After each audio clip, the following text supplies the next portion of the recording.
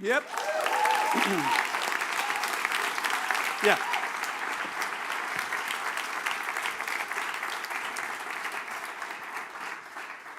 Hello, Neil. Hello, Graham. Good evening, everybody. My name is Neil Murray. I'm one of the directors of the Abbey Theatre. This is Graham McLaren. He's the other director of the Abbey Theatre. I am.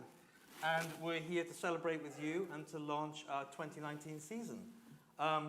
To everybody who's watching online, hello. Please wave to everybody who's watching online. Wave, yes, all of you, come on, wave, please. No. What we're going to do tonight is we're going to talk to... There's a funny noise coming from It's somewhere. me every Is it time you? there's air It's in your this chair. Okay. As long as that's all it is. Okay. We're in. No one noticed. Nobody noticed where we were. What we're going to do tonight is talk to some of the artists and participants in the season. It's a really massive season again, which we're really, really proud of. And there's a whole range of artists in the room. And we're not going to get to talk to everybody. This is a really inclusive evening, I hope. And it's about celebrating what we're going to be doing in 2019. And before we meet some of the artists, we're going to do something we haven't done before. But we have a really special partnership this year. In addition to our key funder, of course, the Arts Council of Ireland, whom we thank for their support. Thank you. We're forging a really great relationship with Bank of America Merrill Lynch. They were our access partner in 2018. And for this year, for the first time, they're the Abbey's first ever principal partner for our whole season. So that's a really amazing contribution from them. And I'm delighted that Peter Keegan, who's the Ireland country executive, is with us tonight. So I'd like to ask Peter just to come up and so I can thank him and for him to say a few words. Peter. Yep. Yeah, Peter. Now you have to do your own mic here. It's a kind of DIY thing. Did you hear that noise? Can you hear the noise? Did you hear that noise? I'm going with the ear in the chair story. So Peter, first of all, thank you very much for the bank's support. I suppose, can I just ask you why it's important for you that the Bank of America Merrill Lynch supports the arts and why you've chosen, much to our gratitude, to support the Abbey Theatre? Thank you for inviting me here this evening, and hello everybody. The bank has a long-standing record of supporting and trying to enrich the cultural lives of the people who work in the economies where we do business, who live in the communities and societies where our customers live and where our employees work. So we've been in Ireland for 50 years this year. We employ about 800 people here in Ireland. So we've been building on our portfolio of support for the arts in Ireland, particularly over the last 10 years. About 10 years ago we started, and I see some people in the audience here from Business to Arts with the New Stream programme. We've done some art lending exhibitions with Eamon and Chester Beatty, some big art conservation projects with Trinity in the National Gallery, and then with the Access programme with the Abbey last year. And really this brings us to a new level again, partnering with an arts organisation, with the Abbey Theatre. So we're very excited about this partnership, about the possibilities it brings to us. A lot of what goes on in the Abbey resonates with us as a company and the values that we share around inclusiveness, diversity, and equality. So we're kind of in combination with the work and the art and the great stories you tell through world-class performances, lots of the other, I think, values that you are tangibly living through your access programs and through your development of young female talent really resonate with us as well. So it seems like a very good partnership, a very good match, and we're very excited about it. Thank you. That was a great answer, wasn't it? That was really good. It's like you rehearsed that. That was really good. Done. Well, we're delighted, and we look forward to seeing you and your colleagues, I know some of whom are here tonight as well, through the year, not just in Dublin, but all around Ireland, around the world. So, Peter, once again, thank you very much. Thank you. Thanks, Peter. I'll do the next bit. Yeah. And then we'll get the first two up. There's a great quote. In 1904, W.B. Yeats lays out the mission for the new Abbey Theatre. And he says this. He says, "We hope to find in Ireland," you'll know this, right? You all know this. "We hope to find in Ireland an uncorrupted and an imaginative audience, that our desire to bring upon the stage the deeper thoughts and emotions of Ireland will ensure for us a tolerant welcome and the freedom to experiment." That's really cool. It remains really cool. You know, this tolerant welcome, and crucially, the freedom to experiment. And I want to extend that sentiment to all of the artists who are going to be working with us this year. It's the tolerant welcome and the freedom to experiment. And we're going to welcome the first two artists up onto the stage now. And that is, remind me, it's Lisa and Dylan. Lisa Tierney-Coe and Dylan Coburn-Gray. Come on. You first. Yeah.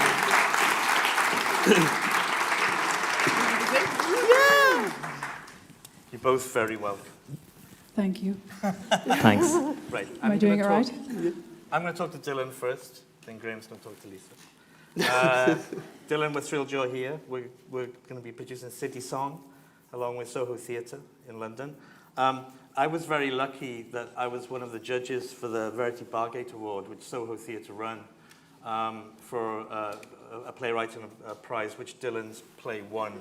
And I was trying very hard that day as kind of the only person who was working in Ireland, not to be completely biased, but it was really simple because it was the best piece of work, and it was a unanimous decision by that panel. Can you tell us, Dylan, first of all, the kind of the genesis of where City Song comes from, and a bit about the form of it? Sorry, Easy, man. easy, I changed the question. Start with the easy one. Okay, so it's kind of a poem play, and then the title is City Song, just to jam as many forms or genres in there as is humanly possible to do. I think I've always kind of liked to play around with heightened language and to with how things are told. You know, that I think that's what theatre does really well. That to make idiomatic theatre, you want to play with how things are presented, and that's kind of maybe making a bit of a feature of a bug in the way that Irish people do, which is that words are free in the way that confetti drops and you know, kind of spinning stages and everything aren't. So that, like, if you can't do visual spectacle, you can do aural spectacle, and then you can kind of, I don't know, build a whole style around that. So I think I knew I wanted to tell that type of story, and that gives you a freedom to hop around in time. I think time is an endlessly good theme, so that was kind of a style and then a message that were coming together.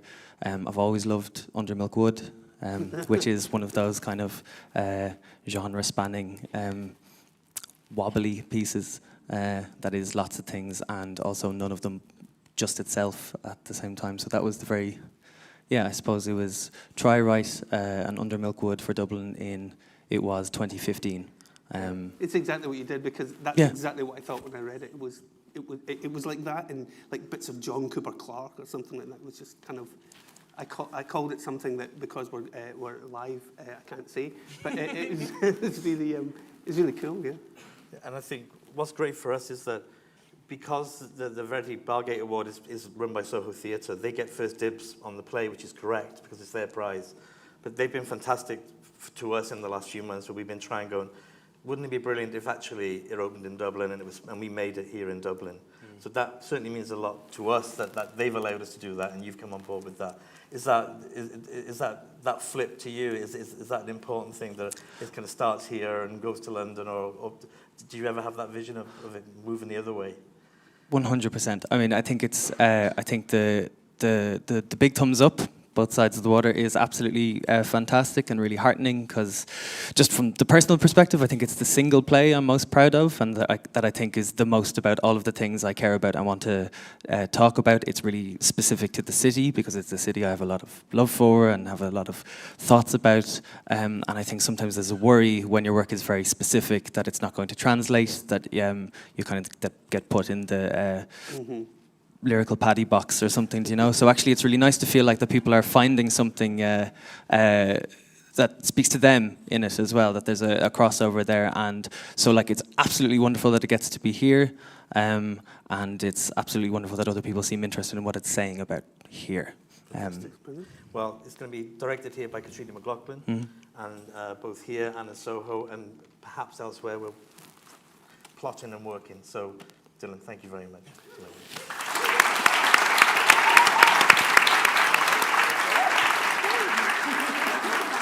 Yeah, it's like Graham Norton, you get to stay.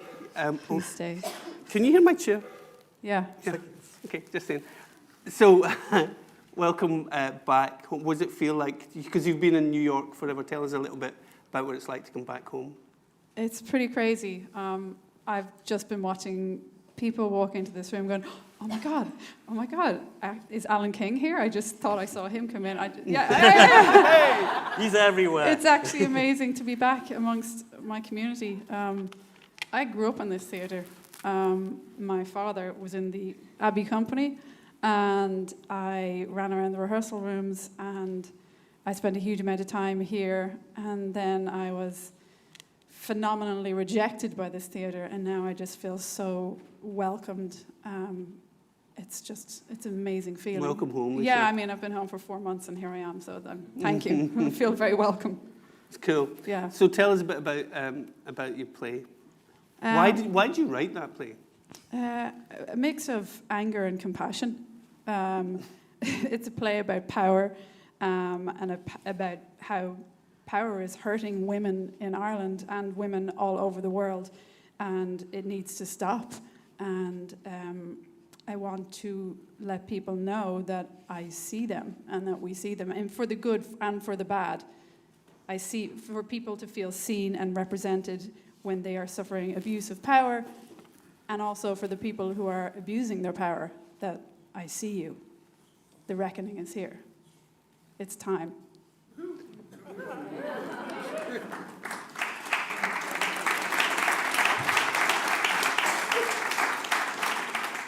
So is that the message you want to kind of send? Dear Ireland.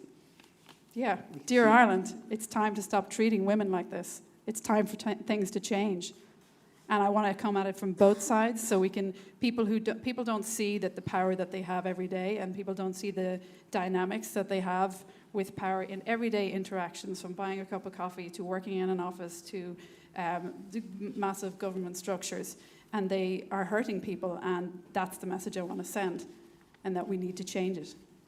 It's a really important thing, because we talk about this a lot, which is like, if you have agency or platform, I think it is important that you share it. It's important, the stories that you choose to tell.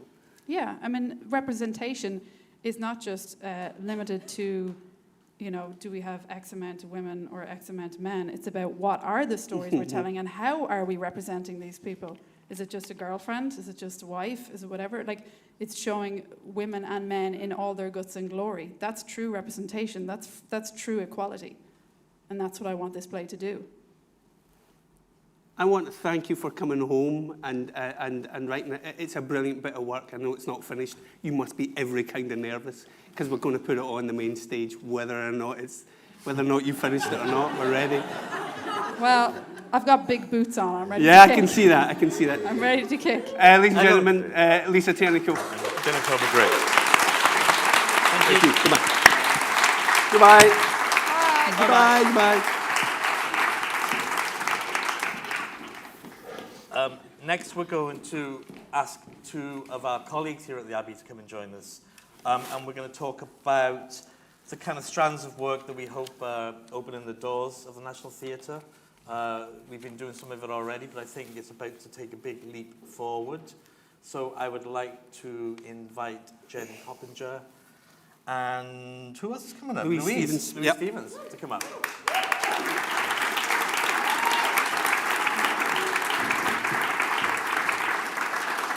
I knew it was you, Louis. I knew you were coming out. If I knew you. I'm going to talk to Jen first. I think that was the plan. I'm going to ask Jen about a few strands of work that are going to appear through the 2019 programme. And the first one I want to talk about is the 5x5 programme, which we did a pilot of in 2018, but we're now rolling out in 2019 and 20. And Jen, can you tell us what it is and how it emerged? Well, I guess it really emerged from a desire for the National Theatre to open up the doors even further to communities and to people who felt that they hadn't been represented on the stage. So if they had a story to tell that they felt had not been given a platform in the past, this was an opportunity for them to have 5 days on this very stage and €5,000 and 5 groups of which would take place over the year. What we do here is we give them support.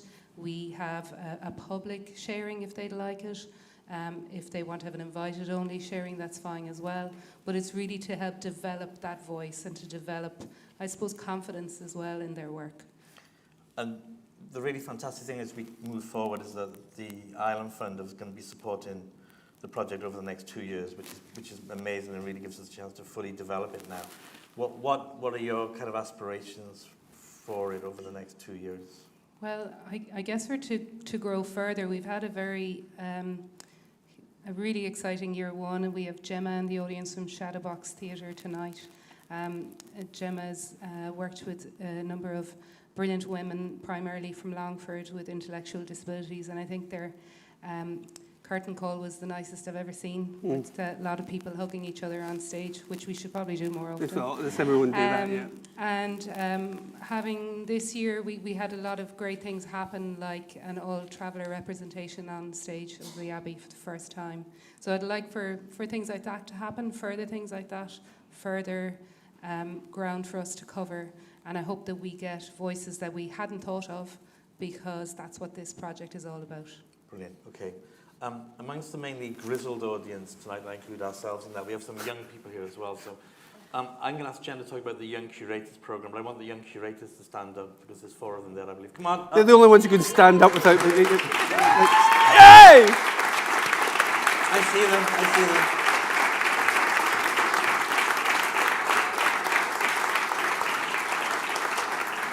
Okay. So You may sit down, young people. now that you're suitably embarrassed. So who we have in the audience is Martha Knight from Dublin, we have Colin Smith from Louth, we have Ali Whelan from Kildare, and we have Luke Casserly from Longford, and we've Aoife Nugent, I think, that is watching online, from Antrim. And these 5 brilliant people were chosen from a list of 120 applicants from all over the country. And this is really because, check out our age profile, we are not anywhere near the age of 18, and we don't know exactly what is really important and relevant to you if you're an Irish person that's 18. So we thought, why don't we ask 5 Irish people to tell us what's really pertinent.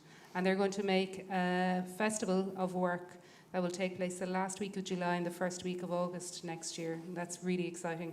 That's actually going to happen right after 5x5 have been here as well. So I'm really thrilled that we have a brilliant summer of new voices in the Peacock. Okay. And finally, can you tell us about the 20 for 20 programme that you've been... There's a bit of a theme going, isn't there? 5s, 20s, 4s. So 20 for 20 is an opportunity for theatre makers to come and see 20 shows over 2019. It's a pity it's not 2020. Oh! It's rubbish. 19 for 19. So again, this is through an application process, and as well as the free first previews that we have every year for a lot of our productions, this is a chance for theatre makers who maybe can't come for the free first preview, but would like to come and see a show during the middle of the run. And it would be really exciting to see which 20 people become that group and go and see work. Brilliant. Thank you, Jen. Thank you. Brilliant. Louise, you're up. Hello. Hello. It's on. Yeah. Do you want to... for those of you that don't know, Louise is the new dramaturg here at the Abbey. And how long have you been in position now? I think it's about 8 weeks. 8 weeks, great. And in that time, you've my established the performance associate review? Playwrights. Abbey begins and Abbey works. So could you tell us a little bit about the associate playwrights programme? So our associate playwrights, there's 4 of them. Lisa You should Tierney-Keogh. also stand up. I think. Yeah, Yeah. stand up. It'll take them longer, though. They're much older. Oh, okay. Lisa Tierney-Keogh. Lisa. James Amy, go on. McAlevey. Yeah, Jamie, come on. Come on. And then Darren, take a bow. Darren Murphy. Yay. And Amy Conroy. Amy. Amy being bashful. So these 4 are going to be with us for 18 months. I guess their job is going to be kind of advocating for writers, giving us the perspective of writers in the building, working with other writers, and they'll all be working on plays as well at the same time. Yeah, so It's that's brilliant. what they're doing. Do you want to talk a little bit about Abbey Begins? So these are established playwrights. So let's talk a bit about Abbey Begins and Abbey Works and how that fits in with the current strand in which work can come to the Abbey. So Abbey Begins is a writing group for writers who are just beginning on their journey See what as you did there, playwrights. So the idea of that is it's an open application process. So anyone can apply whether or not they've written anything for the stage before. So they just apply with 10 pages of work written for live performance and a little bit about themselves. And the idea of that group is to give 10 writers the opportunity to just kind of form a group together, learn a bit about the basics of playwriting, and at the end of it, they are hopefully going to have been working on a play throughout that we'll get a little look at as well. So. It's fantastic. And Abbey Works. Abbey Works, yeah. So Abbey Works is for writers who maybe have already, no, they have definitely written another play. That's part of the criteria. So they should apply by sending us their play as well as a little bit about a play they'd like to write. And that's for a smaller group. That's 6 writers. Part of the idea of that group is to give writers a bit of time together with their peers, but also with a more experienced playwright to kind of crack open the form of playwriting a little bit and sort of experiment with their work. We're going to give them the resources to kind of experiment a little bit with some theatre artists maybe that they haven't already had a chance to encounter earlier in the process. So that's the idea there. And again, we'll get a little glimpse of their work when And it's so done. just for the people, certainly for the people watching online, as well as obviously the people here, but how do they access these initiatives? So in each case, there's all the details will be on the website. The details for Abbey Begins is up there already. So it's, as I say, just an open application process. So you can apply by filling in a little form and sending some work. And that's it. And that's the appeal that goes out to the artists in this room, and the artists in the country, and the artists who are watching online. Whatever kind of Irish you are, wherever you are, however you define that, if the Abbey is serious in representing you, we are going to need to hear from you. And the new works, ideas, programs, and all of those that we currently have on are really crucial. We just don't have, we need you. It's all hands to the pump. This is a direct plea to those of you out there who go, I think I have an idea. Well, if you have an idea, and you might not be a playwright yet, you might not ever want to be a playwright, you might be a choreographer, or you might be a designer, but you might also have an idea, and you can and should be able to access us and talk to us about those ideas. We need to hear from you. That sounded a lot more sincere than I'm used to, so I think we'll move on. Thank you, guys. Thanks. Thank you. We're doing Louise and Grace. Are we on time? Okay, Tina and Grace.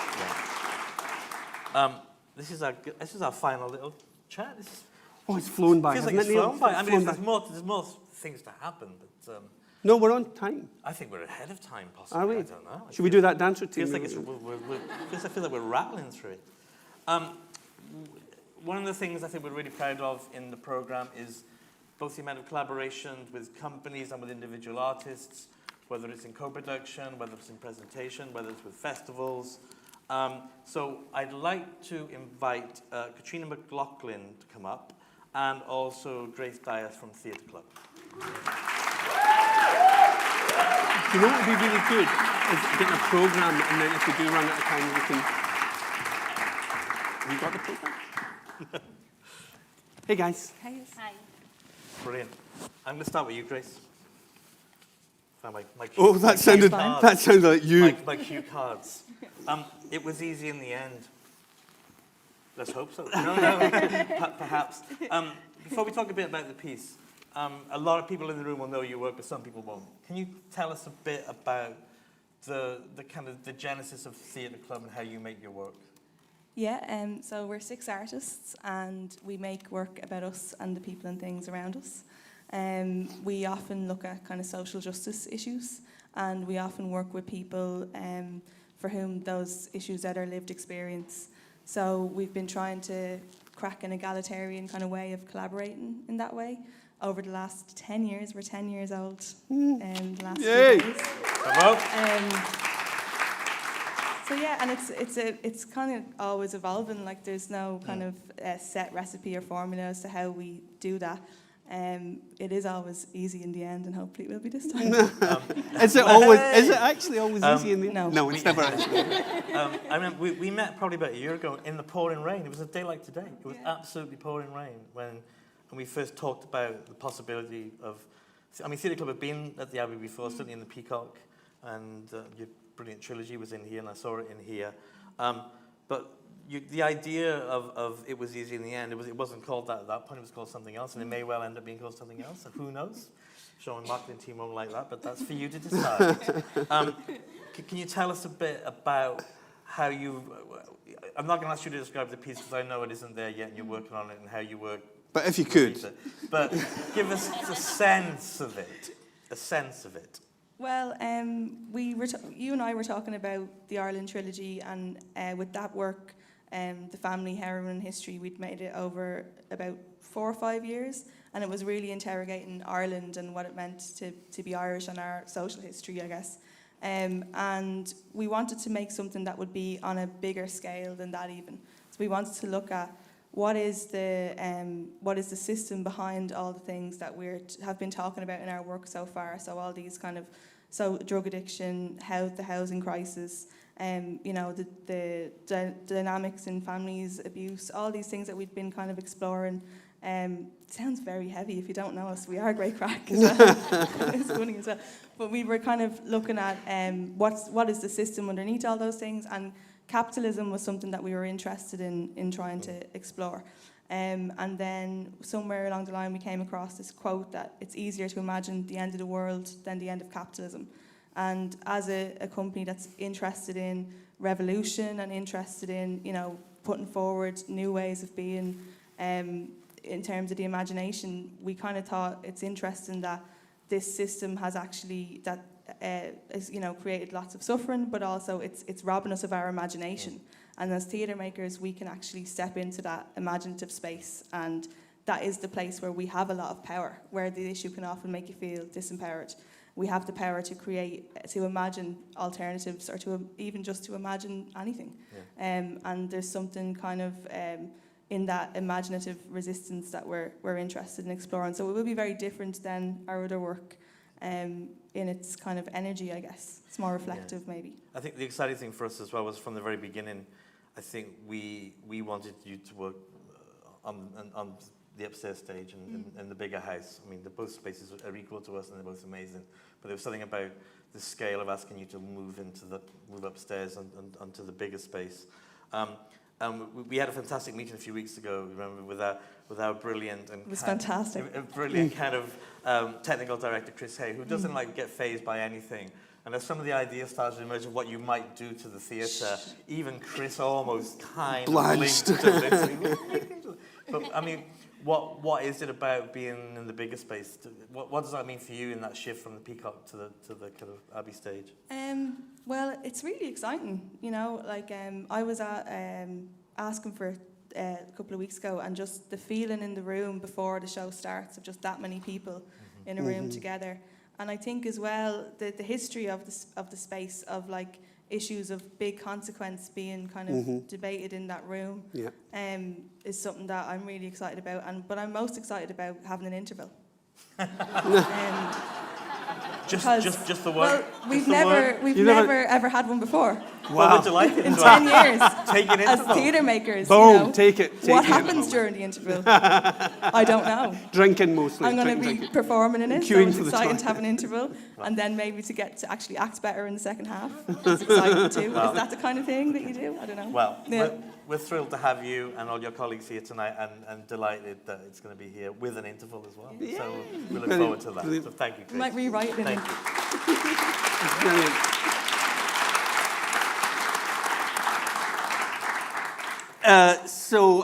Katrina McLaughlin, you all right? Yeah, I've got the cold, so bear with me if I start sneezing. But yeah, apart from that. Okay. So do you want to tell us a little, because you're an associate here, so do you want to tell us about, and I don't mean this in a in a literal way, but your kind of journey to the Abbey for you? Sure. I suppose, and I think it's really important that as a theatre person coming from Donegal, that's not necessarily easy. It wasn't easy for me anyway. And I think, and one of the things that I always end up talking about is sort of rural isolation and the impact of that. And that you just do not think that you can, I did not, I have to say, and now I'm from a very rural part, but I did not think that there was ever a chance that I'd be here. In fact, I went off and, I don't know, lots of you know this, went off and studied science, tried to do the other thing. But I came here when I was a teenager. My grandaunt brought me to see Observe the Sons of Ulster, or basically give me money to go and see it because she wasn't interested, and sent me. And then I remember sitting in the front row in the Abbey, just looking up, and I couldn't believe it. I couldn't believe the physical impact it had on me. And that was, I suppose that's my first sort of journey to here. And then I tried for a long time to come back and work, and that wasn't easy, I have to say. Much like Lisa Tierney Keogh, I've been everywhere, London, New York, everywhere. And then I go back to work with Jimmy McAlevey on Monsters, Dinosaurs, Ghosts here on the Peacock, right here. Yeah, we had a great time. Somehow I think there's a story there, ladies and gentlemen. No, Jimmy and I had a great time. There's a story there. You said recently, like at the theatre forum, this feeling that you had about not being Dublin enough for Dublin and not being London enough for London. What do you mean by that? When I came here from Dublin, or from Donegal, like, I was very clumsy. I don't think you can sort of allow for how clumsy you are when you are in a place of total ignorance. And No, I really can. but people but people don't understand that, I don't think. And when I came here, I kept saying the wrong thing. And I remember being in several rooms like this talking about the fact that no, you don't understand, it's different in Donegal, and being told no, it's the same in Kilkenny or Galway, and I'm thinking, you have no idea. We had to cross a border to go and see a film. There was no theatre. You have no idea, like, the challenge of that. So ending up here as the associate director at this point it's literally, I don't say this lightly, Graham, it has literally made my life. No, it has. It genuinely has. You know, you make a lot of choices when you go into the arts, and you make a lot of difficult choices, and sometimes they don't pay off, and sometimes they feel like they haven't paid off. And for a while I thought, you know, am I fooling myself? But coming here and I'm getting a bit emotional talking about it, mortified. But to be perfectly frank, getting a job like this, that is the holy grail of jobs for me, because it's all of the joy and none of the nightmare. I mean, but seriously, it makes you understand that the choices you made weren't stupid. You weren't fooling yourself. Yeah. You know what I mean? Can you just Can you just talk briefly, because you've got 2 shows here this year, directing Yeah. 2 shows. Obviously, City Song, we've already talked. Do you want to talk a little bit about City Song, and then talk perhaps about 2 Pints, which of course Katrina directed brilliantly in pubs. It's okay. All around. No, It's all right. brilliantly. It's okay. It washed its face. All around Ireland and in the UK, and it's now going to go to the USA as well in early 19. But then it's going to go onto the stage at the Abbey. So Yeah. just talk a little bit about City Song, and then just that journey from 2 Pints from the pub to the stage.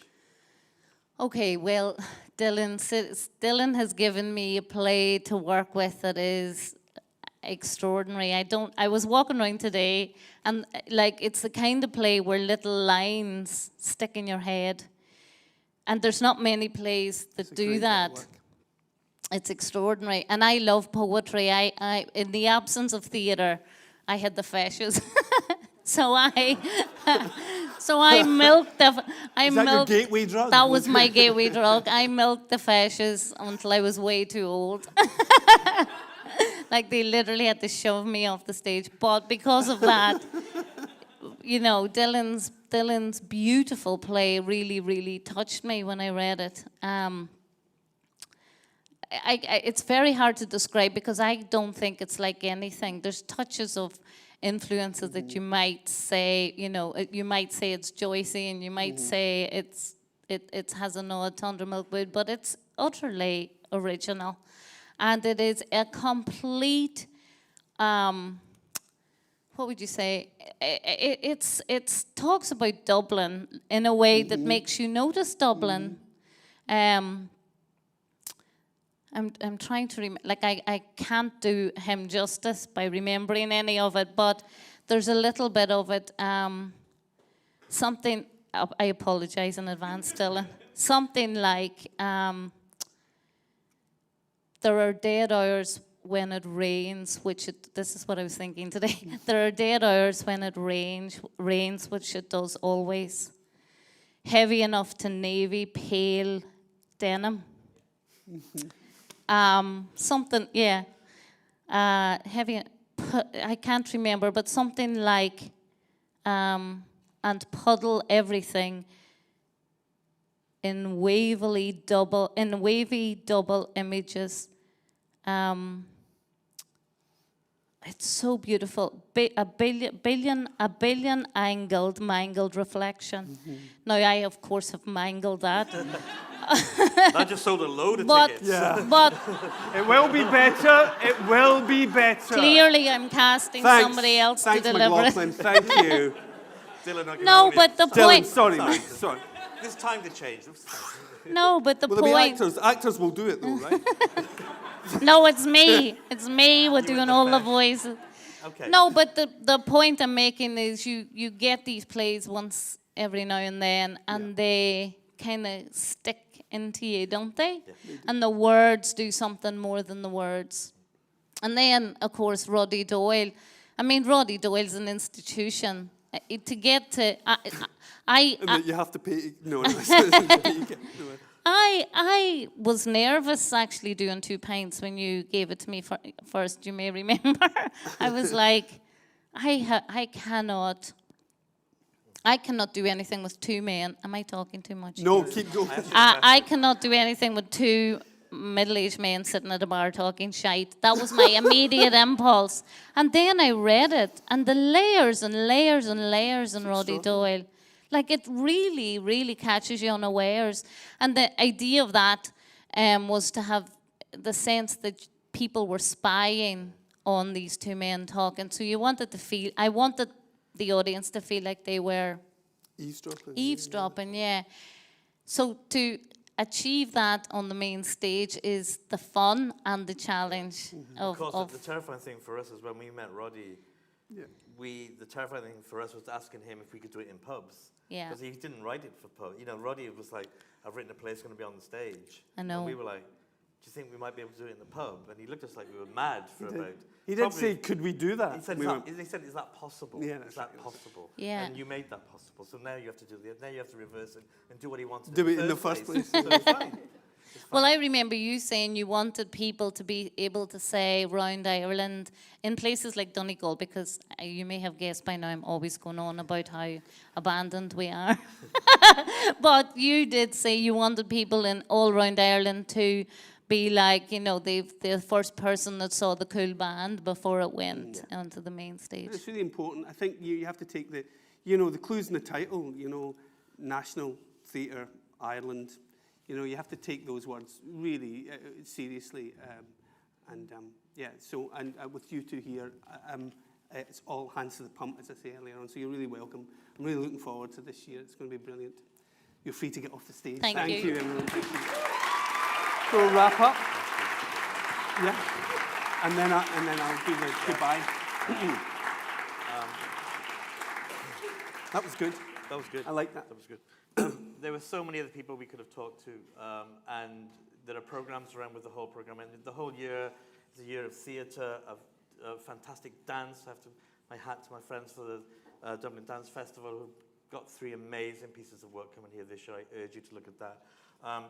We've got some music which is already in the program. There'll be more to come. And indeed, there is still a little bit of programming still to announce, which we'll be doing either probably at the very beginning of next year, including a big Irish Christmas show for next year at the Abbey Theatre, alongside some other projects that we're still pushing over the line. There are so many ideas and opportunities to talk to you about, to further the opportunity to collaborate, and we look forward to doing so with everybody in this room. We want to hear from you about how you can help us to realise the vision for the Abbey Theatre as it moves forward. You are all out in the world every day, changing Ireland.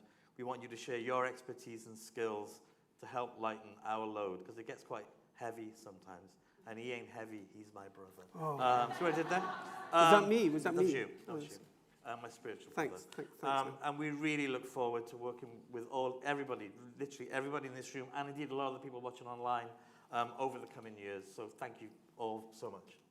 Thank you.